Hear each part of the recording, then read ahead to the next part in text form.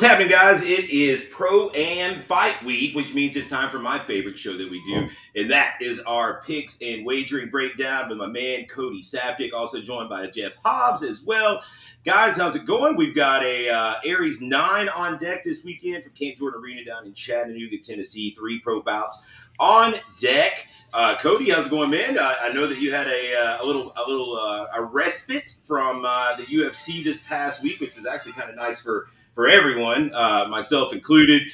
Bounced back with a nice winning week though this past week, and excited to dive into this little jewel of a card we've got.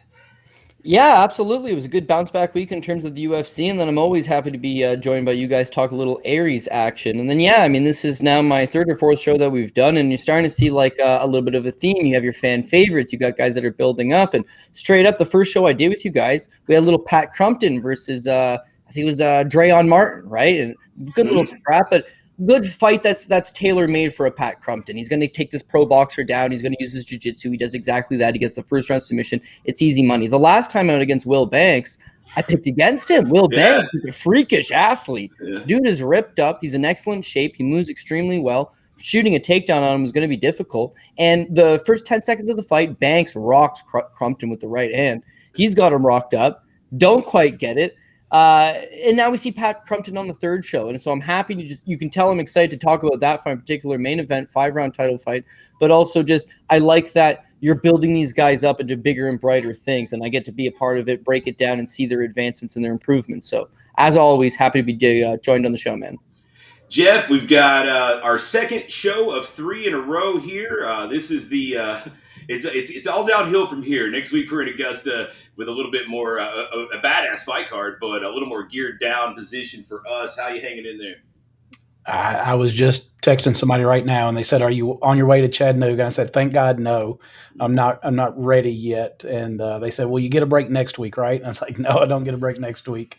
I said, "The break will come after that." And as we talked yesterday, it's going to be a very nice break after Augusta. We get to sit back. We're going to have a little SummerSlam action in Nashville. Yeah. Switch gears and watch a little WWE at Nissan Stadium, and it'll be a nice little break. But the show doesn't stop, so you got to keep grinding.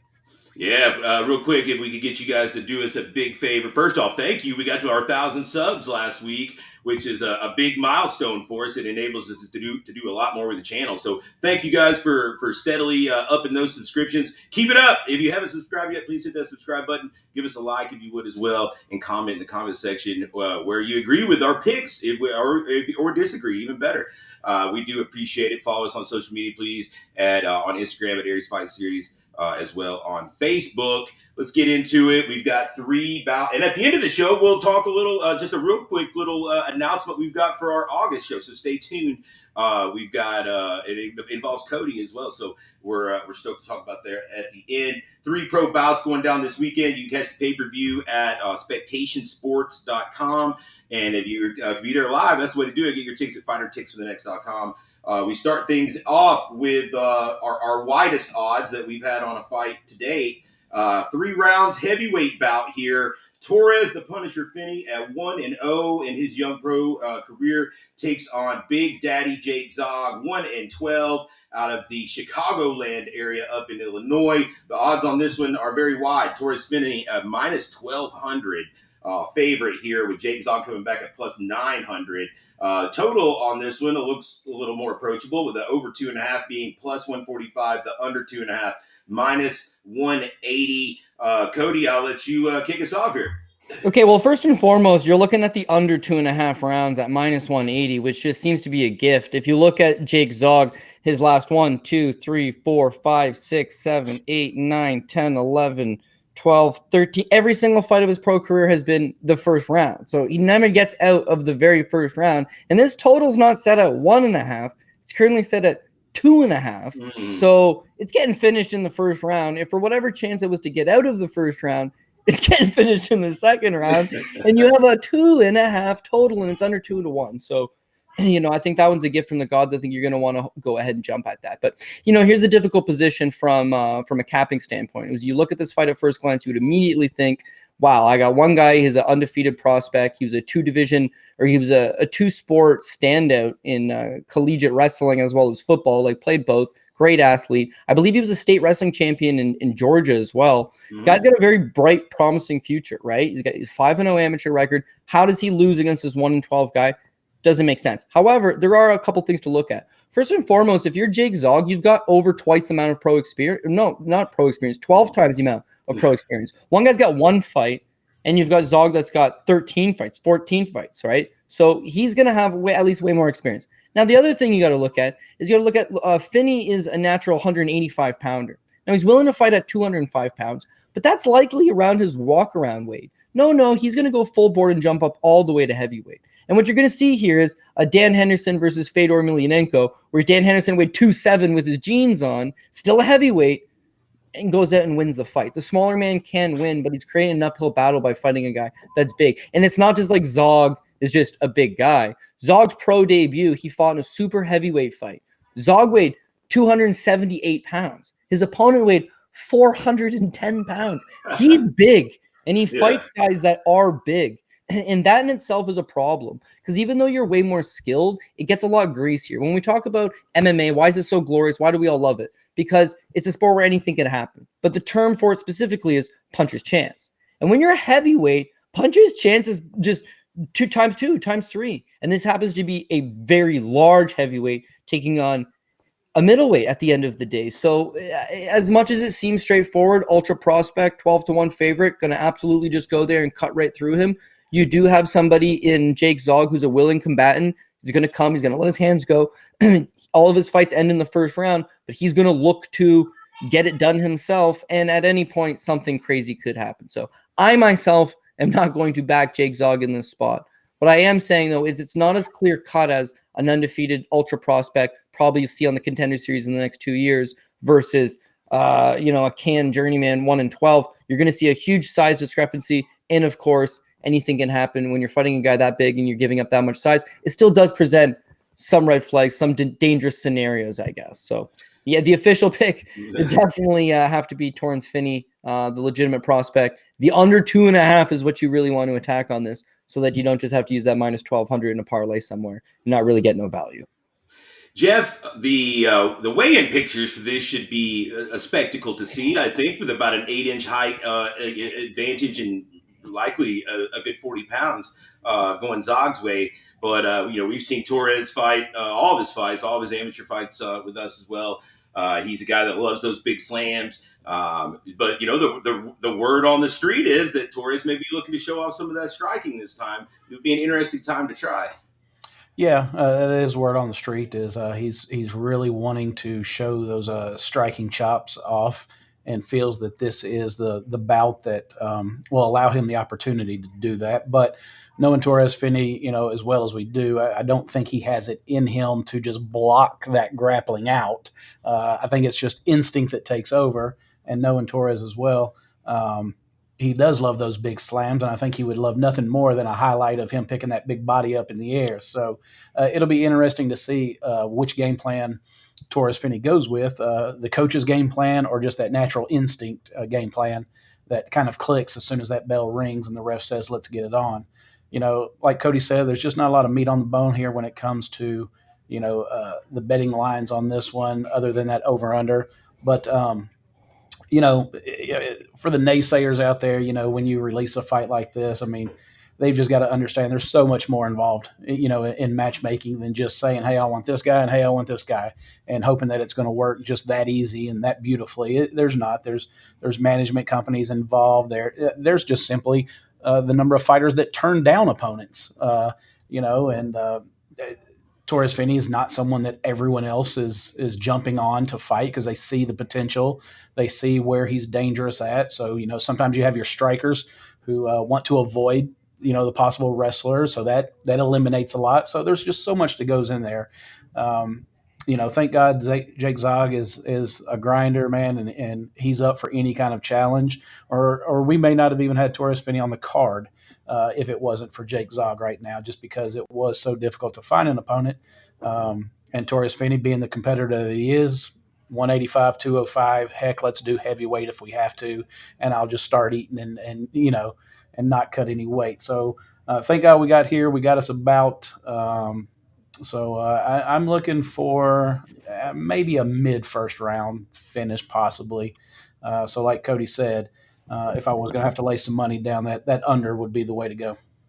Yeah, I would have to think that all the pressure is on Torres here at the end of the day. I mean, Zog has nothing to lose and everything to gain, whereas, a win from Finney to Minnie would be expected, I guess you would say. If he doesn't get him out of there in a timely fashion, even a win in the second round would maybe be frowned upon, by Minnie. So a little bit of pressure on Torres to kind of deliver here in an odd spot.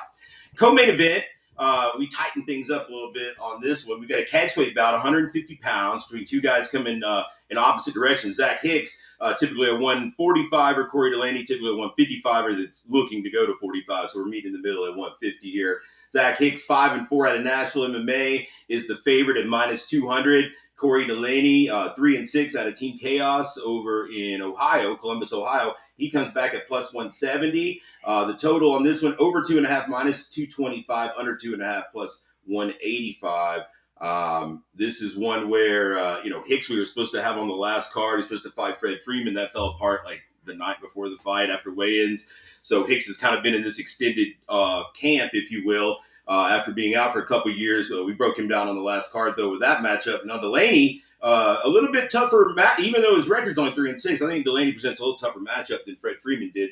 Delaney actually coming off a win his last time out. We've seen him in some real tough spots on our cards against the likes of David Robbins, Alex Riggs, et cetera, et cetera. But coming off an first-round armbar win over in South Carolina, so he's actually coming in with some momentum, I would think, here. Jeff, I'll let you lead on this one. Yeah, Zach Hicks biting at the bit here, man. Was supposed to compete last time after being out after that, I believe it was ACL for over a year. And so came into Chattanooga back in April, ready to rock and roll. And he hit that point in the process where your opponent made it. He stepped on the scale. He made weight. Everything's good. You go back and you're having your post weigh-in dinner, and you think it's all smooth sailing now, and only to find out that your fight had fallen off later in the evening after weigh-ins was devastating to Hicks. So it was important to Aries to get him back on the very next card that we could. So there's a lot of built up, tension there with Zach Hicks ready to perform. 2 straight camps basically back to back with no reward of a contest. But like you said, Corey Delaney definitely, aside from what his record looks like, he poses a problem that Fred Freeman didn't, and poses much a more difficult task than what his record would show. He's always hanging in there tough. He's fought tough competition. So I don't think it's going to be, I don't want to say easy, but his path to victory is not going to be as easy as it would have been his last time out against Fred Freeman, I think, because Corey does have wrestling chops. He is willing to stand there and strike. He's short, compact. He's going to be heavy on Hicks. So it's a very interesting fight, and one that I think Hicks had to kind of switch gears mentally and take way more serious than he had to the Fred Freeman fight. Odds are close here. What did you say the over and under was on it? It's 2.5. The over 2.5 is -2. Is -225, and the under is plus 185. Yeah, I don't even know. It's got the potential to kind of draw itself out, but Hicks is slick on the ground, a lot slicker than what I think people give him credit for. We know his wrestling is good, but his jiu-jitsu is really good too. So he could snatch something up, but I don't know, man. I see this one possibly going deep. Again, I'm not going to place odds. It's kind of unethical for me to do that. But definitely see this being a really close matchup. Cody, interesting enough, the fights that Delaney has lost for us, typically by submission, it makes you wonder if he's really been working on a submission game. He came out and got a submission himself last time out.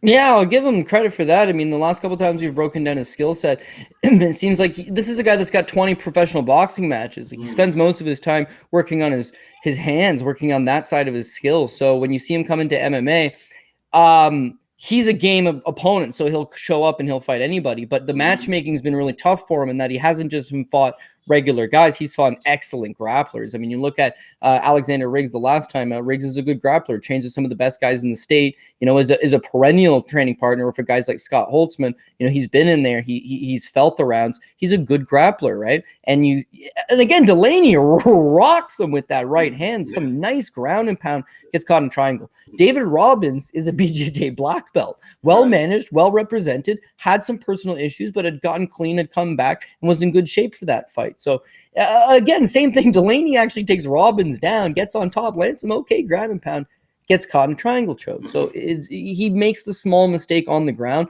but there's no doubt that there's something there. There's something that can be worked with. So he presents a dangerous task. And Zach Hicks is in a no-win situation here. Everybody would assume that he should beat a guy that's 3-6 because that's the natural assumption. But he's looking for a fight so badly that he's willing to move up to 150 pounds. His opponent, again, is coming down to 150 pounds from 155. So you're taking on a guy that's going to be a little bit bigger. Everyone assumes you're going to beat him, but he's a little bit bigger. And herein lies kind of the issue with Zach Hicks. Look at a couple of his early career losses. Latrell Colic, Guy Curry. He gets finished in the third round once he gasses himself out. He goes hard, he wrestles hard, he grinds, he pushes the pace. Once he starts to fatigue, that's when his opponents are able to take over and they're able to finish him late. Now he's coming off an almost 2-year-long layoff. He's had like reconstructive knee surgery. He's got some ring rust. He's taking on a bigger guy. If he goes out there, he might look good for the first round and a half, maybe even 2 rounds. But if he starts to fatigue and his opponent, Corey Delaney, can just hang in the fight long enough to stretch him into the third round, that's when it becomes interesting. Bigger guy, boxing skill set, could potentially put some heat on. But that being said, I think Zach Hicks is honestly, you could see this guy in the Contender Series if not for some bad luck, some bad bounces. But just imagine this for the guy, okay? As an amateur, he went 13-4. He's one of the most decorated guys in the U.S. in terms of an amateur record. He fought very extensively and he fought amateur for 5 years and racked up 17 recorded bouts. Very extensive. Now look at his pro career, right? His that loss to Latrell Colic. Okay, Latrell Colic is one of Stephen Wonderboy Thompson's like lead training partners. Okay, he's one of the guys, one of the gang, and then you've got Hicks goes to South Carolina to the guy's backyard and fights him down there. Tough fight, and you put yourself in a tough position. The very next fight, coming off that loss, he goes to Georgia and takes on one of the top featherweights in Georgia, and Guy Curry, super experienced, wicked tough fight. Went to his backyard to make it happen. And it's not like he's an untalented fighter. This Michael Racketto fight, he's the hometown guy from Kentucky. Good fighter, 7-5 seasoned. He got the win in that spot. He's willing to take the big fight. He's willing to put themselves into bad spots. And we talked earlier before the show started, some guys have management, representation that doesn't allow them to take those fights. In another world, Hicks is an experienced amateur and a solid pro with a nice looking record, right? Got that wrestling. It's just life gets in the way. He's had the knee injuries. He's a high school wrestling coach. He has a full-time job. He's had the bad setbacks against tough guys. Even Reginald Adams, it's like tough fight. Went to out of state again to Mississippi for that one, but fought a fellow Tennesseer. He's taken the big fights. He's been there. He's done that. And now he's chomping at the bit. He says he's healthy. He had the scheduled fight against Fred Freeman. Blessing in disguise that fight fell off because it gives him more time to prepare. It gives the knee more time to heal. And it allows him to just hopefully come in with that grind. And I think he could go out and do what a lot of guys have done against Delaney, which is pressure them back, get the takedowns. And whereas Delaney's been getting finished while he's on top line and ground and pound, I feel like Hicks will be able to push him back, get a takedown of his own, end up on top. The key here, though, is he needs to finish this fight within 2 rounds. If he doesn't finish this fight within 2 rounds, it's going to start getting dicey for him. So I know you mentioned the over 2.5, and it was like minus 210. And, I agree with Jeff. This fight could play out in the long term. It could play out in a grinding style where there's takedowns and Delaney's given up some position, but it stretches out longer. But I think Hicks will put pedal to the metal and try to put Delaney in early. And Delaney, meanwhile, has had 9 pro MMA fights, 7 of which have been ended in the first round. 5 of his last 6 MMA fights have ended in the first round. This is another 2.5 total, and you can hit the under at plus 185 money pretty good. So I got the first fight on that under 2.5. I think I'm going to go with the second fight, the under 2.5. The difference is we're getting some legit plus money here on the second one. Love that breakdown, Cody. Main event here. Now we're going 5 rounds, potentially. for our first ever Aries professional title at 155, shall I say. Trevor Peaks got our first title actually at 170, but we'll crown our first lightweight champion here as we've got a pick'em fight here. Both these guys minus 110. Logan, the real deal Neal, coming in at 3-3 out of a Gogi combative. Still have that hometown crowd behind him down there in Chattanooga, taking on Pat Crumpton, 5-1 now, guy that we spoke about on pretty much every show that Cody's done with us at this point. Pat is coming in at 5-1, representing Nashville MMA. The total on this one is 3.5, which I think is a pretty sharp line. The over 3.5 is minus 175. The under 3.5 plus 140. This one is going to be a lot of fun. I think that, looking at it on paper, the record of Pat Crumpton, I would have assumed he would be a slight favorite, negligible. I would have anticipated somewhere around minus 130, minus 140. So to see this as a pick'em here is a testament, I guess. The bookmakers would testify that Logan has shown, at home he's very tough to get out of there, and has that hometown crowd behind him. Tough strength of schedule. Makes for a good, interesting 5-rounder potentially. Cody, kick us off here. Yeah, this is excellent matchmaking because it's very, very difficult to get somebody in a good position, a guy who's 5-1, to agree to a 50-50 fight. This is a 50-50 fight. It's hard to get both combatants. Everybody wants to be the favorite. Everybody wants to come in as a minus 200, a minus 300 guy. So to be able to come into a spot where it's like this guy, has skills in areas that I'm susceptible in. I got skills in areas that he's susceptible in, but it could go either way. Who's going to employ their will? Who's going to be able to break the other guy's will? All interesting stuff. So you got an even money fight in a 5-round headliner for the belt. Tim, excellent work here, man. Excellent work indeed. I like what both guys bring to the table. As we talked about at the start of the show, Pat Crumpton to me is that fan favorite. Even though he won't be a fan favorite come Saturday, I believe he's going into not enemy territory, but his opponent's well-loved, I'm told. It seems to me like Pat Crumpton is one of those Aries guys. He steps up, he takes the fights. You've offered him guys that are 2-7. You've offered him, better level of opposition. He shows up and he does that. And the first fight, I thought, okay, he's just going to back his opponent up to the cage, shoot the takedown, take him down. He's going to put a beating on him. Gets the first round submission. It's easy. The Will Banks fight was the real eye-opener. Banks was a standout amateur in Georgia, a guy that's got excellent skill set, as I mentioned, a freak athlete. And in the first round, Tim, I'm feeling pretty good about myself. Banks absolutely crushes him with the right hand. He drops Crumpton down. He gets on top of him. He snags him up in a standing guillotine choke. And it is tight. But Crumpton just does not quit, man. I had likened him to a Darren Elkins type, and he is. He's a grinder. He's willing to go through the adversity to come out through the other side. Even if he's covered in shit, he's going to come through the other side. Gets out of the standing guillotine. All of a sudden, he's back taken down. He's in a second standing guillotine, but it's not quite as tight because he's starting to break Banks' will. End of the first round, he takes Banks down twice. Second round, continuation. Takedowns at will. Third round, he's officially broken him. Wins the fight 29-28. Well-deserved. Hard out performance. And now anybody that fights Pat Crumpton knows I'd better pack a lunch because if I don't put this guy away, he's going to keep coming. This is a 5-round fight. Guys like Crumpton would thrive in these type of situations. So I absolutely think he's live. Logan Neal, meanwhile, he's someone that, again, 3-3 record, doesn't look super pretty, but he's a legit talent. He's a guy that had a solid amateur run, went 7-4 as an amateur. He's got Bellator experience, fought Aviv Ghazali. Aviv Ghazali is a high-level BJJ black belt, 19 years old, but he's supposed to be the submission whiz. And I'll give Neal credit. I mean, he gets out of the first 3 or 4 submission attempts, eventually gets caught late in the round, but he gave a good account of himself. His striking looked calm. He looked confident. Looked like he was looking to set up those hands. It was just a difficult opponent. When you look at his other fights, again, this is a good striker. This is someone that settles down. He seems competent. He seems confident. It's the takedown defense just ever so slightly keeps letting him up. The Charlie Alexander fight, first round, he's doing well standing. Charlie Alexander sits him on his butt. The second round, he's doing okay. Charlie Alexander takes him down. The third round, it's up in the air here. And to Neal's credit, he walks up to Alexander, points in the center of the cage, waves his hands and says, "Fight me," and just starts slugging him. Alexander's tired, but what does he do? He shoots a takedown, and he takes him down, and then that's how the third round ends. So it's like the blueprint's there, the path of victory is there. You just got to go out and actually physically do it. His last fight against Miller, okay, was a cut down to 45, bad weight cut. He gets clipped by just one hell of a right hand before he even gets started. I will fully give him a pass there.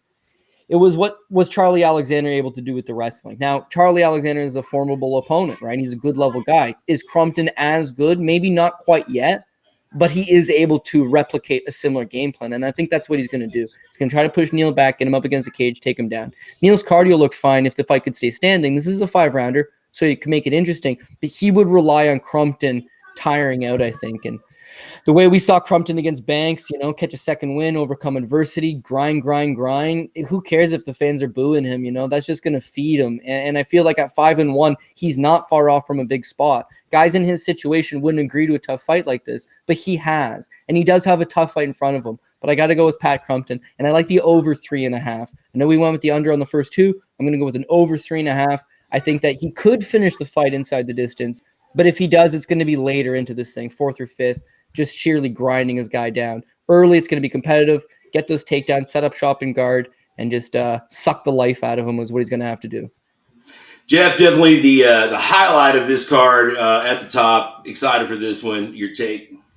Yeah, from our standpoint, this was such a gift that to be able to have this fight. It's one that got put together that we really never saw coming. Pat, again, at 5-1, but the way he looked in that Banks fight after fighting off the adversity he looked better than he ever has before. I mean, his well-roundedness and after, that first round scare in the beginning, he settled in and looked phenomenal, looked better than he ever has before. And, people that watched that fight, that there wasn't a lot of people really wanting to jump in there and get in that just dirty, nasty, grindy fight. Logan Neal comes to us, and again, from our standpoint, like, wow, that's what you want to hear. He's like, fuck that, run it. I want this. And it's not the fuck that, run it kind of money grab, want. Logan Neal said, no, I can beat this guy. And so that's what was just exciting for us, putting this fight together. I know, Tim, you were really excited about it. One, because Pat is that uber prospect right now, is not going to be sitting around much longer. And he's somebody that has fought a lot of fights with us. But for Logan to just come in and ask for this fight with the sheer confidence that he can win it, it's exciting for us. And it will be the anticipated fight all night, just ready to get to it. Logan's tough as hell. And like Cody was saying, one thing you never have to worry about is Logan's cardio. But Pat's right there with him neck and neck when it comes to cardio. I do agree, Charlie Alexander fight, Charlie is more experienced, I would say more well-rounded, but Pat's wrestling and that just grinding approach. I'm not going to say his wrestling is better than Charlie's, but it is more. I don't know. He's just more deliberate in it, and it's going to be hard for Logan to fight that off. Pat is going to be in your face, and a lot of this is going to be chest to chest, chest to back. He's going not give Logan very much breathing space or distance. It's all going to come down to whether or not Logan, if he gets taken down, can get right back up, or he can start stuffing takedowns. And hopefully, we haven't seen Pat go past 3 rounds. We know he's got a 3-round motor. We don't know if he's got a 5-round motor. So that's where Logan may be able to catch him, is after that 3rd round. I'm excited about this fight. No matter who wins this fight, the sky's the limit for either one of these guys. Pat is so close, probably to one of those call-ups to, like you said, contender series. You look at the schedule. While the schedule's been put out, there's still so many holes in that Dana White schedule. Maybe that's something that comes along after a win here. But Logan Neal will be right back in that mix too if he walks away from this fight with a victory and that regional belt. So a lot on the line for both people. Way more upside for Logan if he wins, like we said, because Pat is expected to win. So if it doesn't work out, it's going to be disappointing for him. I'll echo that sentiment, Jeff, on props to both these guys for taking this fight. Like I said, for Pat, he's now built his record to where he's on the cusp of something. This is a risky situation for Logan.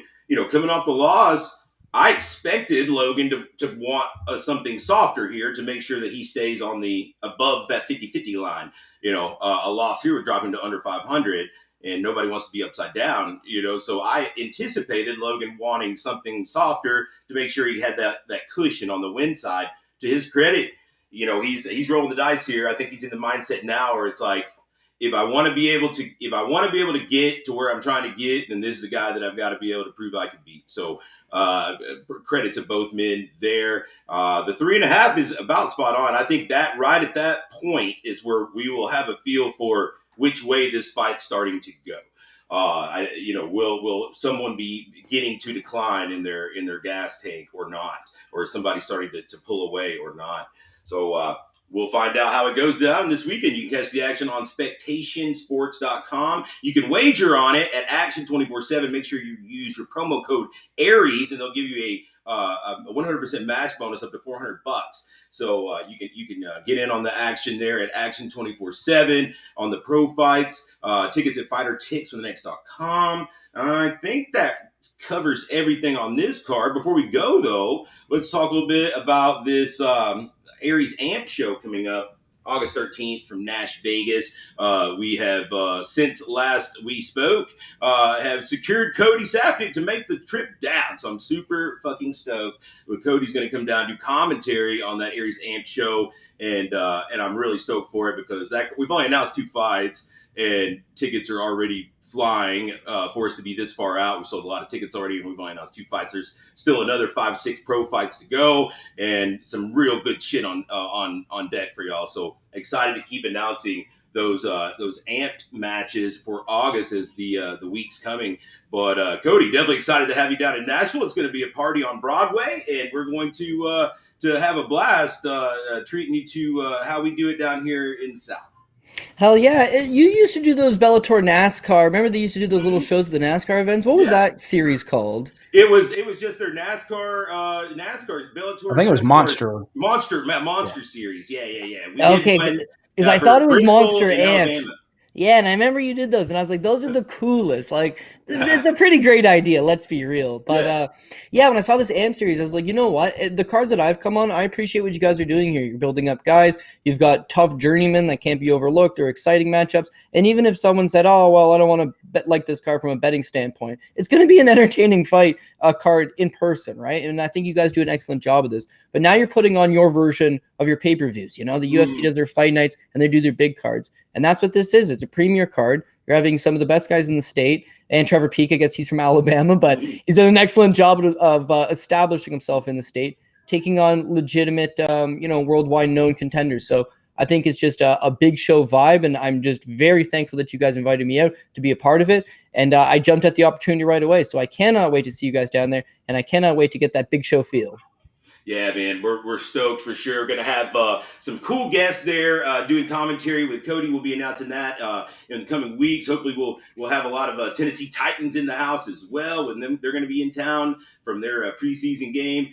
Jeff, we're just starting to get the balls rolling on that, but super excited to have Cody down there. And then also, like Cody mentioned, this show is kind of where we're trying to take the guys that we've been building, that we've been promoting, that are starting to establish themselves, the cream rising to the top, and we're going to test them against their hardest test to date, against guys that have been in the UFC, that have been on that top level, and we're going to see if they can pass those tests. Another one that to mention that we've announced our co-main event, Robbie Ring, keep trying to put his undefeated record on the line against Jacob Kilburn. Those are the only 2 matches we've announced yet, but those at the top of the card I know shall deliver.